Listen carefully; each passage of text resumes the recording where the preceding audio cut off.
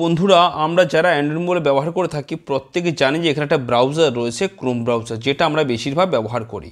এই ক্রোম ব্রাউজারে এমন কিছু গোপন সেটিং রয়েছে যেটা না করলে কিন্তু আপনি বিপদে পড়তে পারেন এবং সেটিংগুলি করে রাখাও খুবই জরুরি। তো আজকের ভিতরে দেখাবো স্টেপ বাই স্টেপ সেটিংগুলো, তার জন্য বিষয়ে পর্যন্ত শেষ পর্যন্ত দেখতে থাকুন। আর যদি ভালো লাগে তো লাইক কমেন্ট শেয়ার করুন এবং চ্যানেলকে সাবস্ক্রাইব করে রাখুন। তো বন্ধুরা এখন আমরা ক্রোম ব্রাউজারটিকে ওপেন করব। করার পরে এখানে উপরে দেখতে পাচ্ছেন 3 ডট রয়েছে, এখানে ক্লিক করবেন। করার পরে এখানে সেটিং অপশান রয়েছে, এখানে ক্লিক করুন। করার পর নিচের দিকে চলে আসুন। আসার পরে এখানে দেখতেই পাবেন এখানে প্রাইভেসি অ্যান্ড সিকিউরিটি, এখানে ক্লিক করুন। করার পরে এখানে নিচের দিকে চলে আসুন। আসার পরে এখানে সেভ ব্রাউজিং, আপনি যে ব্রাউজিং করেন সেটা সেভ রয়েছে কিনা এখান থেকে আপনি চেক করে দেখে নিতে পারবেন। এখানে ক্লিক করুন।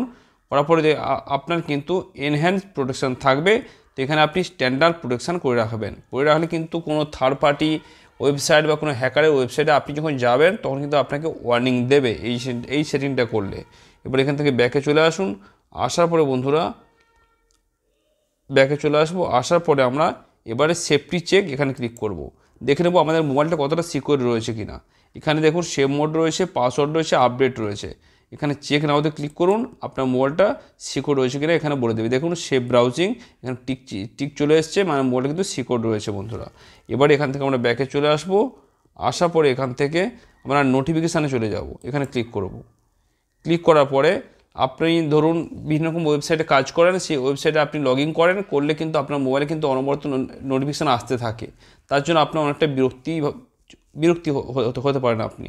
তো এটাকে আপনি নট অ্যালাউ করে রাখবেন, ঠিক আছে? এটা অ্যালাউ করবেন না, নট অ্যালাউ করে দেবেন। এটাকে দিলে কিন্তু আপনার মোবাইলে ফালতু নোটিফিকেশান আসবে না।